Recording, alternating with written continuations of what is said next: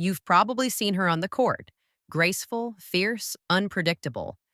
But Daria Kasatkina's story is more than tennis.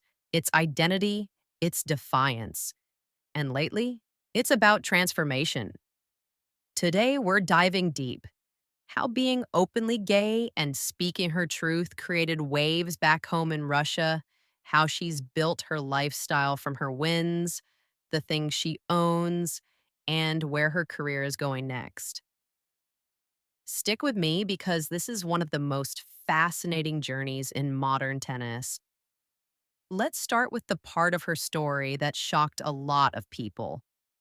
In 2022, Kasatkina publicly came out as gay. She revealed she was in a relationship with figure skater Natalia Zabiako and spoke openly about how impossible it felt to live in the closet. She said the only way to have peace was to live authentically. That honesty was huge, but it didn't sit well with Russia. On top of that, she openly condemned the war in Ukraine. Imagine that, being one of the few Russian athletes at the time to take such a stand. The fallout? Harsh. She hasn't returned to Russia in years. For her, going back isn't safe. Not as someone openly gay, not as someone who spoke against the government. Politicians and media blasted her, called her names, threatened her future. So she made a choice. In 2025, Daria Kasatkina was granted permanent residency in Australia. She switched her allegiance to represent Australia in tennis, and she said it felt like the first place that truly welcomed her. This wasn't just about tennis. It was about survival, about dignity, about living free. Now, let's talk about how her career has shaped her lifestyle. Over the years, Kasatkina has earned millions in prize money, over $12 million from tournaments alone. Add endorsements, sponsorships, and she's sitting comfortably with a net worth in the high millions. She's not the flashy type who flaunts endless luxury, but she does have her share of nice things. She's been spotted driving high-end cars like a Mercedes AMG and a Subaru. Not a giant fleet, but enough to know she enjoys the comfort of her success. She's also lived in multiple countries: Spain, Dubai, and now with roots in Australia. Her life moves around the world depending on training, safety, and personal freedom. That says a lot about her priorities. It's less about splurging on excess and more about building a life where she can feel at ease. And of course, like every top athlete, part of her winnings goes right back into the grind, paying for coaches, trainers, travel, and the whole support team it takes to compete at the top. But there's also another investment she's made in her voice. She's used her platform to share personal moments, post vlogs, and stand up for what she believes in. That, too, is something money and success have allowed her to do. All right, now let's switch gears and talk about her tennis itself. Kasatkina turned pro in 2014 and slowly worked her way up the rankings. She's won 8 WTA singles titles in her career so far, and her best Grand Slam run came at the French Open in 2022, where she reached the semifinals.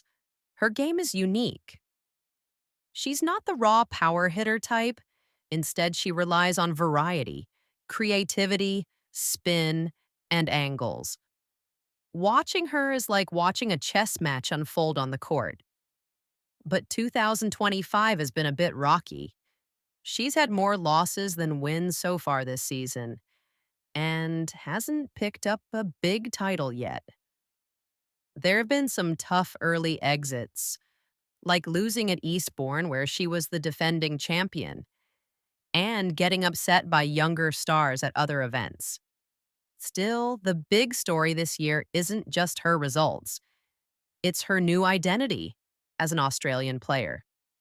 When she stepped onto the court for the first time under the Aussie flag, it symbolized a new chapter, a clean slate. For her, it was more than a match. It was freedom in motion. So what's next? The question is whether she can push back into the top 10, whether she can find that consistency again, and maybe, just maybe, make another deep run at a Grand Slam. And if she does, it won't just be a victory for her game.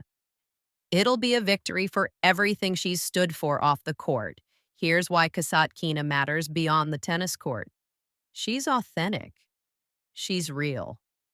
She didn't hide who she is, even when it could have destroyed her career. That's rare. That's brave. She's also proof of resilience. She lost her home country, but she built a new one. She faced hate, but found support worldwide. She may not be winning every match right now, but in the bigger picture, she's already winning something greater, the right to live on her terms. Her journey has all the ingredients of a story people connect with: conflict, transformation, and the drive to keep going. And as she steps forward under a new flag, the world will be watching. Will she break through again? Can she lift a grand slam as an Australian? That's the story unfolding right now. Daria Kasatkina is more than a tennis player. She's a symbol of courage, honesty, and resilience. Her story shows that sometimes the biggest battles aren't played in a court. They're fought inside, in the decision to live authentically, even when the cost is high. Think about it. She gave up the comfort of her homeland, the safety of staying quiet, and maybe even easier endorsements, all to tell the truth about who she is and what she stands for. That choice alone has already made her a champion in ways no trophy ever could. And yet, she's still out there grinding, training, and competing against the very best in the world. Every match she plays isn't just a fight for points. It's a statement. I belong here. I'm not defined by borders. I'm not defined by what others think. I'm defined by me. Her move to Australia symbolizes more than just a change of flag. It's a rebirth. It's about finding a home where she can thrive, not just survive. And it's about representing a country that embraces her for who she is, not one that shuts the door. And here's the real kicker. Whether she wins or loses, Daria Kasatkina has already made history. Not because of a record, not because of a statistic, but because of the impact she's having on people watching. Young athletes, LGBTQ fans, or anyone who's ever felt like they had to hide. They see her and they know it's possible. So when you see her name on the scoreboard, don't just think about forehands and backhands. Think about the bigger picture. Because Daria isn't just chasing tennis titles. She's chasing freedom. She's chasing acceptance.